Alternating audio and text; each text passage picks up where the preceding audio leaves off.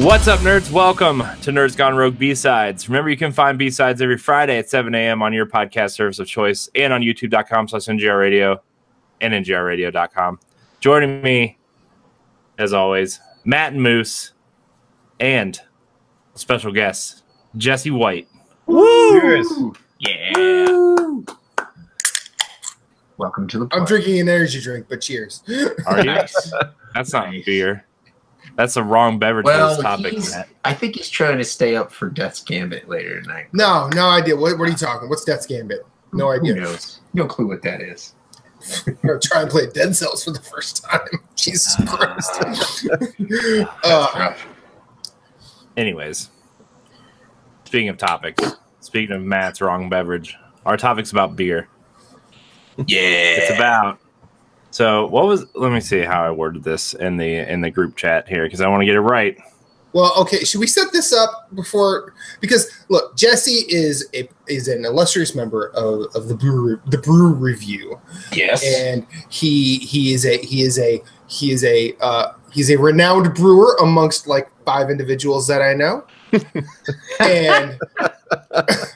and he's also a very knowledgeably opinionated prick about beer as well.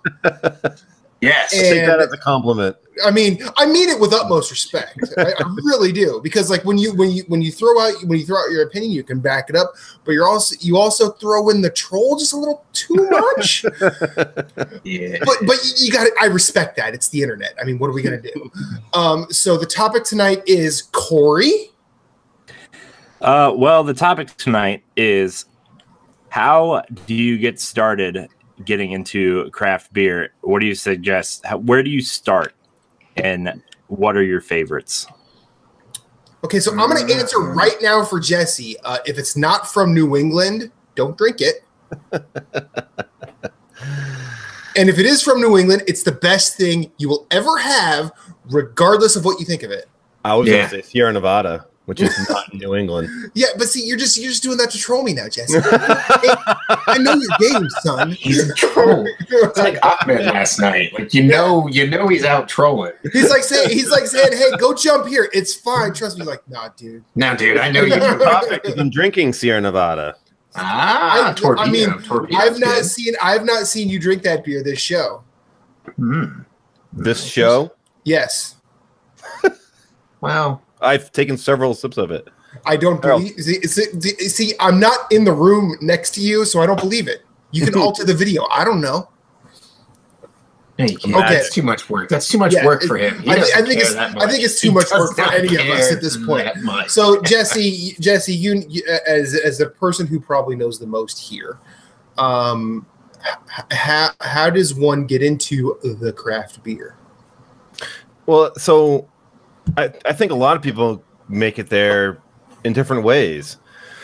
So like me, I mean, I started with the shit macro beers, just like most people do.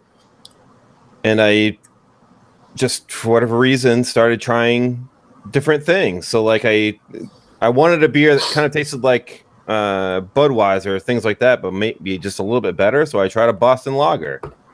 It was great. It was a huge step up from what I had been drinking. I was like, well, I wonder what else is out there. So I just expanded my profile from there. Places like Sam Adams, Sierra Nevada, Lagunitas, all those places make a wide array of beer that can accommodate just about anybody's tastes in beer, and they're all affordable, just like the cheap beer is. So really, that's where I would start. They're not going to be like a punch-you-in-the-face flavor, which kind of turns some newbies out of the craft beer world because they're used to beer that, I mean, tastes like water. Yeah. So when they have something that's a full punch, full-fledged, full-bodied beer, sometimes they're like, whoa, that's too much. Turns them off. Yeah. So I'd start in those widely distributed cheap beers. Yeah.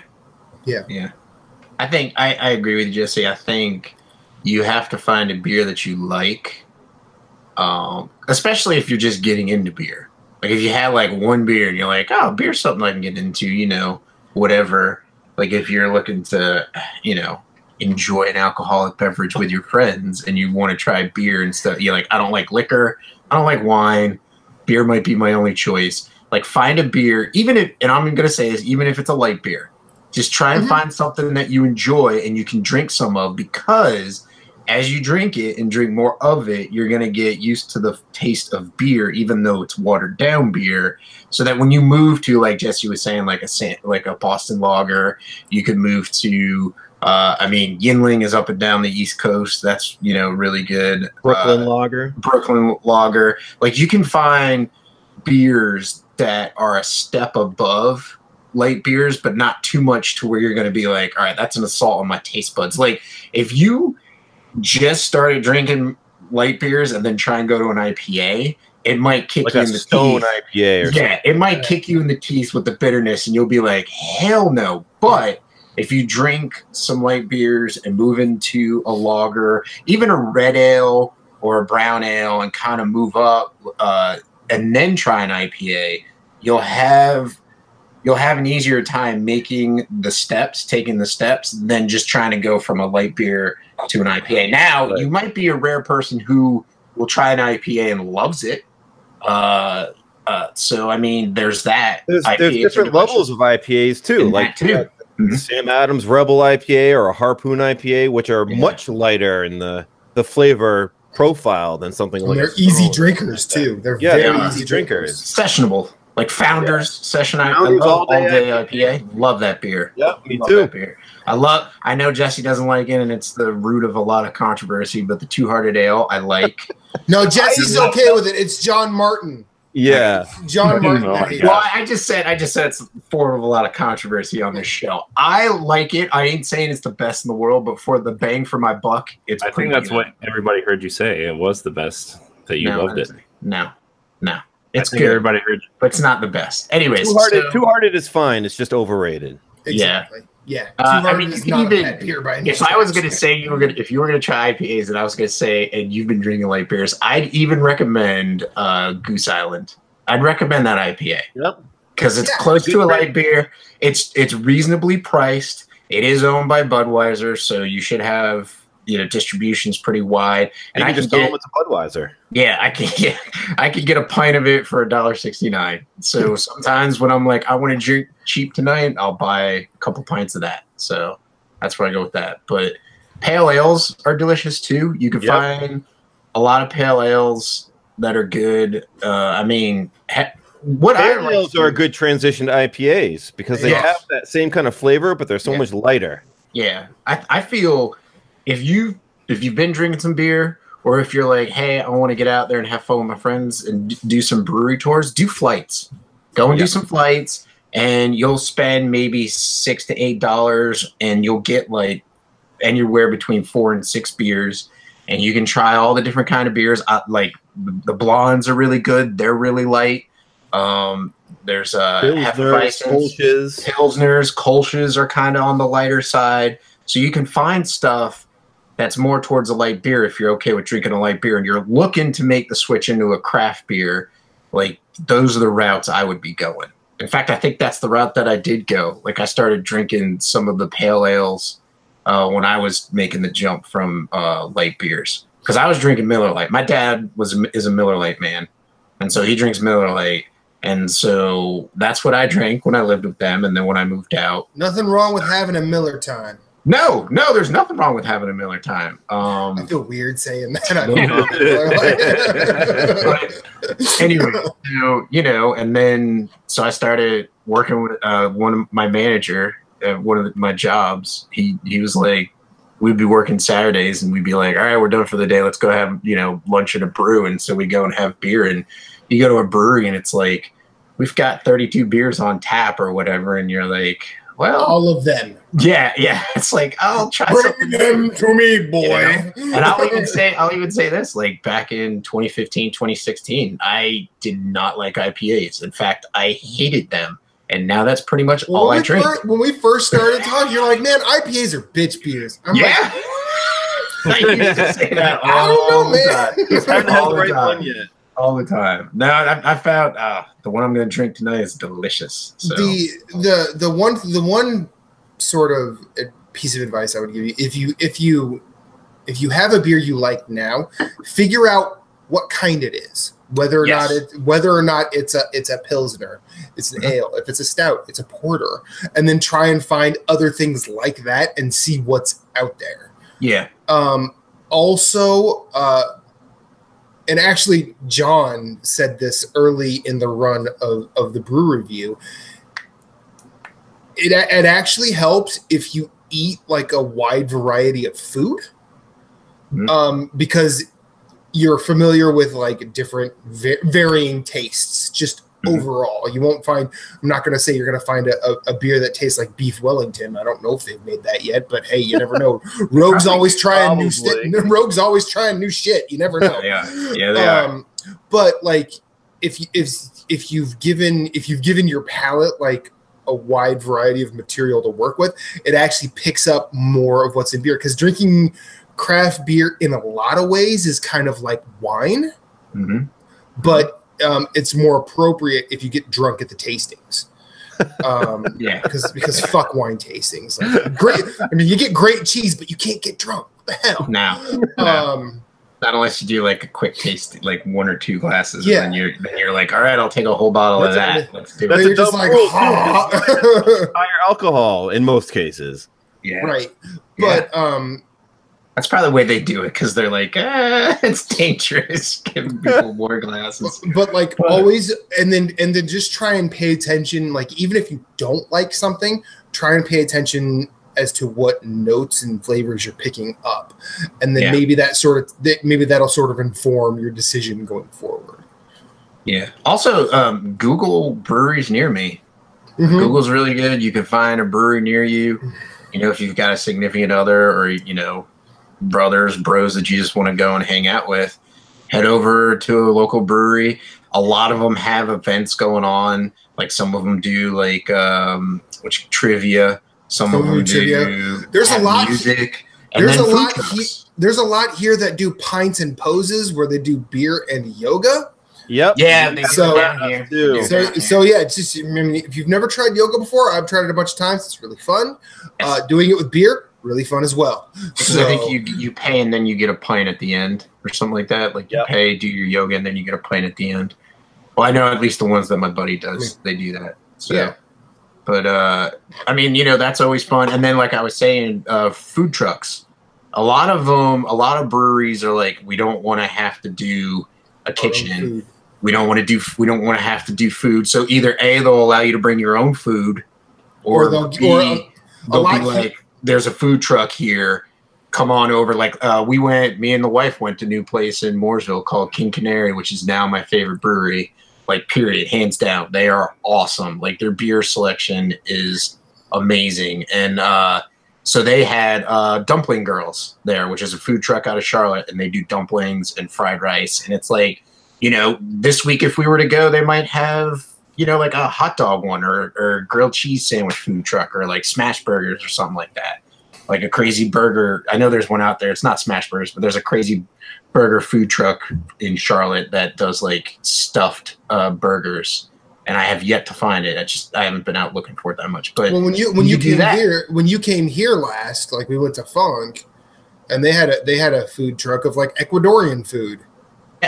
Which was nice, and that was delicious. And empanadas, we had empanadas. Yeah, we had empanadas. Yeah, and I had a beef and rice plate that was like, and so not only can you try local beers, you can also try different foods from food truck. Because there's 2 breweries near me in Cabarrus County, North Carolina, which is Concord, and it's High Branch Brewing and it's Cabarrus Brewing, and in between is a little parking lot, and they'll put 6 or 7 food trucks there on a Friday night, and you can just drink at either location, either brewery, and go down and get food. Like the last time we went, I had a grilled cheese sandwich made with mac and cheese and pulled pork. I was like, you can't get that everywhere. It's like, just give me a heart attack, please. I know. I was like, this might not be the best decision, but I'm doing it. I'm going out in style. Yeah. So. One thing I will say about people coming to craft beer is that one thing I often hear is that people, they just say that they don't like craft beer. They don't think it tastes good, and they bunch it all together. but there's so many different craft beers. Yeah. I mean, every brewery has like 50 to 100 each. And there's a guarantee that there is a beer out there for you. Just haven't found it yet. Yeah. So advice I would give is just don't get discouraged either. Right. And also, that's why I was trying to recommend the flights. Because the flights will help you. Because you could, like, be like, oh, I'll take a pint of this and take a sip and be like, I hate this. Well, then you have to drink through that pint.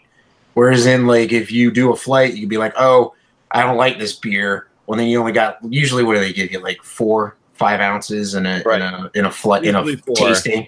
Yeah. You can be like, you know what? I don't like that. And if you're with friends, they could be like, oh, well, I like it. Hand it over to them and they could take it over. And then, you know, they might let you finish a different one. So flights. Or someone's like, hey, who's drunk enough to finish the last one? Yeah, or that. But like Jesse said, don't get discouraged. Because like you'll find, when you find that beer that you really love, like it is awesome and you get to enjoy it so much more than just like giving up and being like, I don't want to drink any. I don't want to drink anymore. It just opens up so many doors. Yes. Once you find that one, then it's like a waterfall. Yeah. Yeah, it is. I think the one trapping I would say avoid is and like I know in my many conversations with, not too recently, but like just because I've been on other things lately, but like Jesse and I have gone back and forth about beer for quite a while, and what I love about Jesse is he's like super knowledgeable in the process, as well as what like the end product is, like what an archetype of an end product is for just about every style. But he will also say like, this is like the top tier. This is not the top tier, and this is very bad. but he, if you're treating the conversation with the appropriate amount of respect, Jesse is pretty, you know, on the level with you. Like, I'm pretty sure he will he will, you know, praise a brewery like Treehouse or even a brewery like Tired Hands, local to us. Awesome. Yeah, I've sent you Funk and you've liked it. Yeah, that double citrus was awesome. Right? You got to try that before I did. Like honestly, when last time Moose was here, he and I tried it on draft, and that was the first time I had ever had it. So wow, I'm glad you like that, because that's like my favorite by then. Man. Yeah, it's damn good. Now I don't feel like an idiot. But he'll also say like, you know, it's not top tier, but they're not bad. Yeah. And he's also not going to be like, he's also like, he'll do the New England thing with me because he knows it gets under my skin.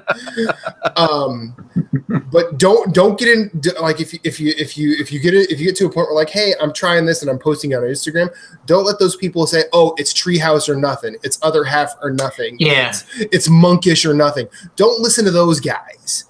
I'm not going to say that they don't know what they're doing, but there's that got to get the whale culture about craft beer, and that's kind of, it's off-putting. Lot of times. Really, I've had a lot of those whales. Mm-hmm. Yeah. The reality is that, I mean, usually they're pretty damn good, but they're not. They're often not that much better than a lot of the other beers that aren't whales. Yeah. Like, go ahead, Moose. I was talking to Gideon, of all people, our friend Gideon, Matt, and before I joined the show tonight, and he was talking about Belgian monk brewed beers and stuff like that, and I'm like, I think he was going off on barley wines and stuff like that, and then he was talking about one. He sent me a picture. I can't remember what it was, but he was like, it's $16 a bottle, and I'm like, nope. I know where I can spend that $16 a lot better elsewhere, because I don't like that type of beer enough to spend $16. Now, here's the problem, though. So it's kind of like everything else. Like, you have to have it enough to develop a good taste for it. Yeah. You know what I mean? So it's like, do you want to make the investment so many times on that $16 bottle before you really enjoy it and really get an understanding of it, or would you rather just go buy what you like? And that's where you have to weigh the risk reward. And in my case, flights come in handy. Yes, right. Yeah. So it's just, you got to go out there. You got to know that you're going to find some duds, but you will more than likely find more beers that you like than you don't.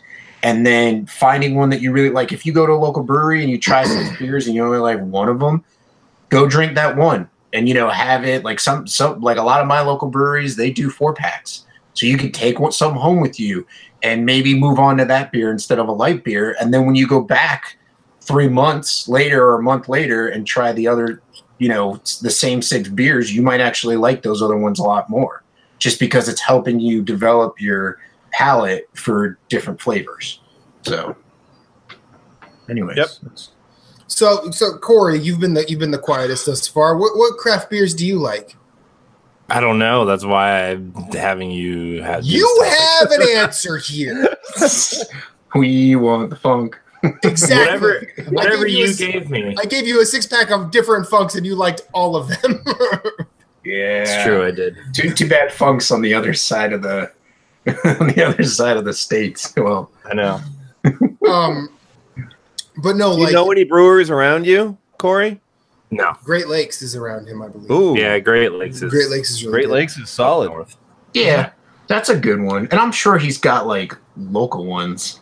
Like, yeah, I'm pretty sure. smaller Like ones. where you're at, you could probably get a bunch of different bells.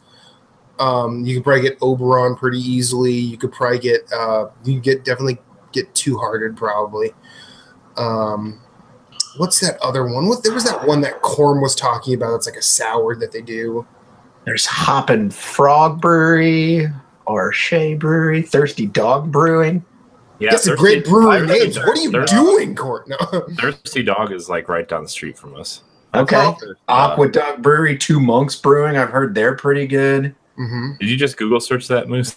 I'm Google search. Yeah, I was like Google search. The breweries in Akron. I was like, dude, yeah, you have like a crap ton. So yeah. There's always a crap ton. Yeah, I mean, it's like just an explosion as of late. Like, well, maybe not as of late, but it's just been ramping up. Like my buddies went to 8 breweries on Saturday, and I knew maybe half of them. And that was in Charlotte. And I'm like, man, I need to get down there and get to more breweries. You can pick just about like any town in the U.S. and there's going to be breweries there. Yeah. Now, whether it's large or even if it's a smaller brewery, because I know a lot of the ones I like to do, are like small, but they still do it really well. Right. Like King Canary is a smaller brewery. The only thing they do is crowlers right now. They don't even do 4-packs. But they'll, in like 3 years, they'll be doing 4-pack pints. And so, anyways, it's awesome. Like, it's getting to be awesome where like you don't have to go to the same place all the time. So it's nice. Like, I mean, it was interesting because like early in the run of the brew review, which I will return to, Jesse, don't think I'm done. We were talking about Toppling Goliath, and they're from my home state, and I'd never heard of them. This past Goliath. They're awesome. Yeah, like when I went home this trip, I like extended my trip and I said, hey, we're taking a road trip. And, it was Reba's first time coming to where I'm from, as well as meeting my family. So we went to Toppling Goliath, and there's another brewery like right down the street that I'd never heard of, that when I looked at their menu, it sounded awesome. It's called Pulpit Rock. Jesse specifically, because I know you get into the trading and whatnot. Yep. You and Corm and John and Mark need to keep your eye out for this brewery. Okay. I had a stout called Tasty Cakes. Wow. And how the milkshake Like the little thing, pastry things? yeah, like how the milkshake thing is like blowing up like right now. This thing tasted like a goddamn coffee cake. Wow. It Very was nice. Divine.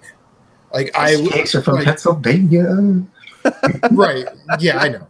I'm just saying. Well, see, and then it was actually a really cool. It was cool that we did that because none of us knew it was there. We went there. Mm-hmm. They had this Berliner Weiss that was a beautiful magenta color that was just so good. But I actually like posted about it on social media, and the head brewer started following me, and he and I have had back and forth like, and I'm like, yeah, that's all right. But yeah, and yes, Toppling Goliath was very good as well. But so yeah, don't be afraid to try something. Mm-hmm. That's like the one. I mean, even like we predominantly deal with video games on this channel. And I'm always talking about music or whatnot. I didn't know every single one of these at one point in my life, and then I tried it, and I was like, more of that, please. Mm-hmm. And now I have a record problem. You do? I didn't notice. I know. But then crack cocaine. But it's true. But then also don't be afraid to be like disappointed by a wow factor.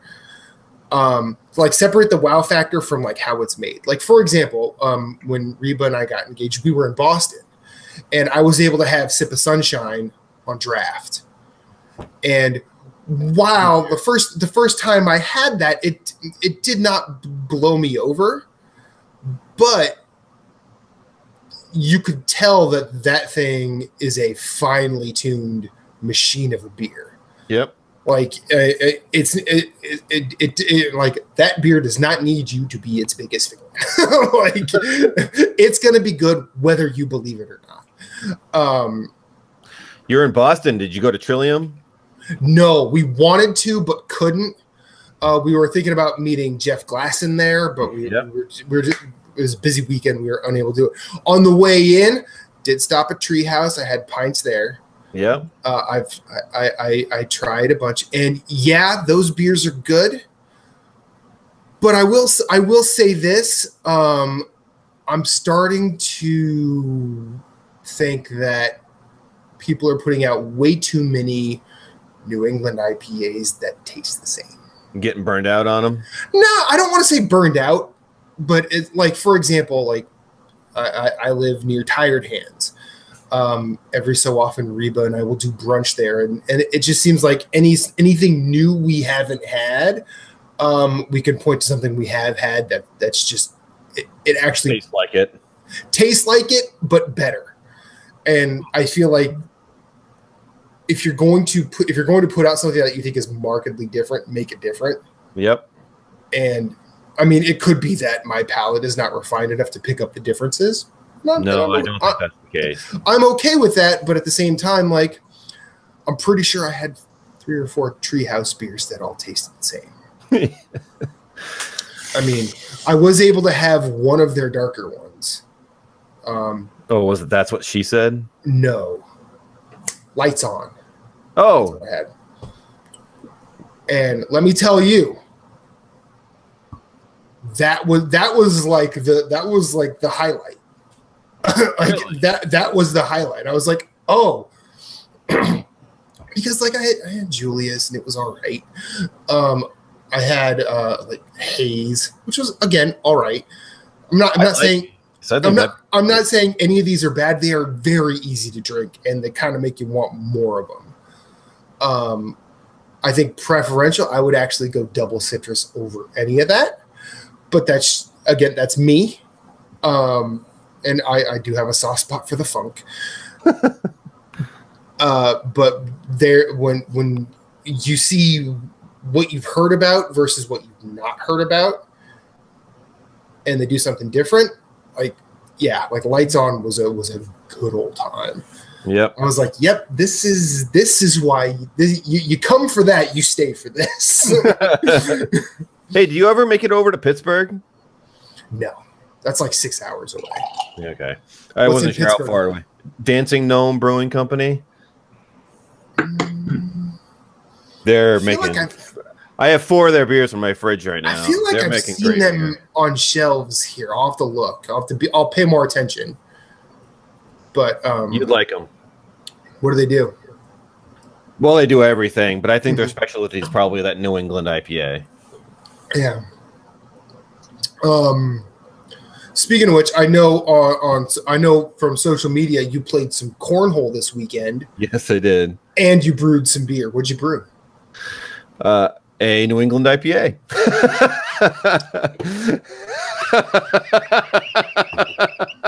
I don't even know why I bother. I really don't.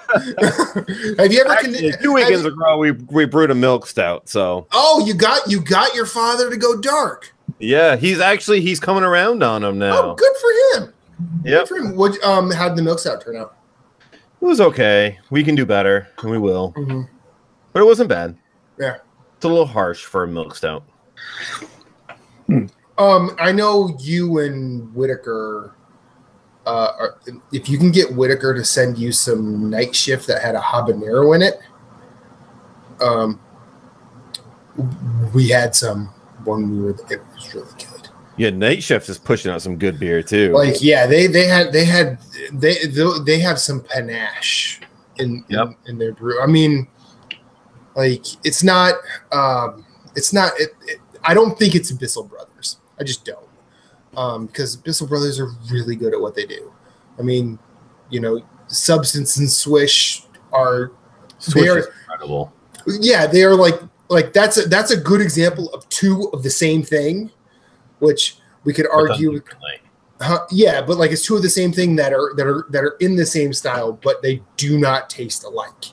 Right. Like, and it's yeah, and Bissell Brothers are legit. I would like. Do they do anything else other than IPAs and pale ales? Oh yeah, they do the whole gamut. It's just that IPAs is what everybody wants from them. Yeah. But I mean, they have a lager, they have several stouts, they have a sour. Okay, they do everything. Nice. See, yeah, and I've not heard of any of that, but I've heard of like Nothing Gold and. Yes, because everybody just talks about the IPAs. Yeah, and I mean, I feel like they're going to be big for a while. IPAs? Yeah. Yeah, they're not going anywhere. No. Yeah, I feel like have you heard of the quadruple IPA? Yes. Like, is that new? Is that relatively new? Yes. Yeah. So they went with the DDH, and then the 3 times dry hopped, and now it's the 4 times dry hopped. It's just more hops. Well, yeah. I mean, I gathered that, but like I saw. I mean, I didn't get any of this, but recently I saw Tired Hands releasing a quadruple IPA, and I'm like, what? It's almost like they're moving too fast. Like they need to slow it down, like razors. Like razors used to only have like 2 blades or 1 blade. Now we're up to like 5. 5 blades. So like they've got to let some time in between how many times they're hot. Well, see, like I remember when people were trying to do like the double IPAs, and there were only like 2 or 3 good ones. Yeah. Everything else was just stomping on your taste buds. I remember Ruination, the original Ruination, was like the only good double IPA for a long time that you could get. Like, I've had Pliny the Elder and you can't get those. And Blind Pig, but yeah, you can't just walk to the store and get it.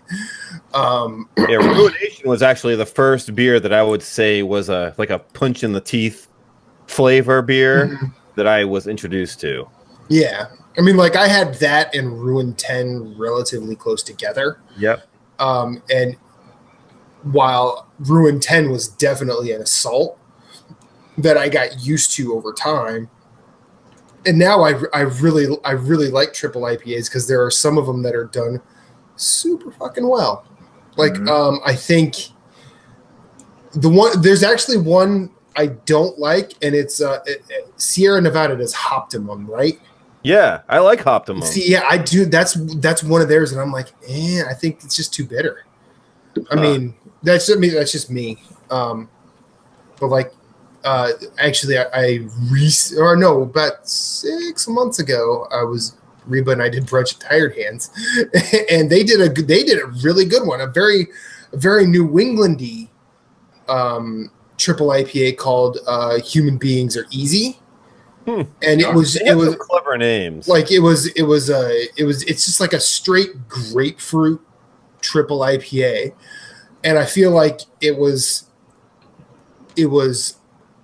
it was like double citrus, but more citrus than like hops, and it actually masked the greenery of the hops really well, and I was just like, huh. Because I've had like a bunch of different like you said, double dry hopped and triple dry hopped and whatever, and I'm not sure dry hop now. Yeah, and I'm not sure what constitutes a triple IPA if 10% or up. Is that really it? Yeah, Okay. triple IPA is a 10% or higher. But like double IPA is 8% or higher. 8 to 10. Like a lot of those are a lot of the doubles are very samey, and They can be. Yeah, like triples, like it's either they seem to be an assault or someone who's really emphasized flavor over hops. Right. We could go about this for a while. I think we should stop. I think.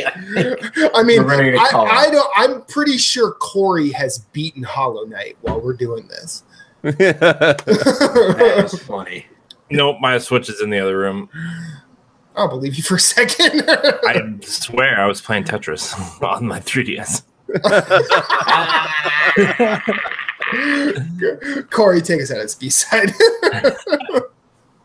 Oh, man. All right. Thank you guys so much for watching the B-Sides. If you want more beer talk, check out Jesse White and the Brew Review and all that good stuff.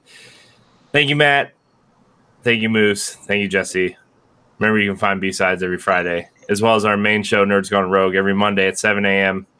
on youtube.com/NGRradio and NGRradio.com and your podcast service of choice. Thank you guys so much for watching. Until next time, we love you. B-side, Dana, and out.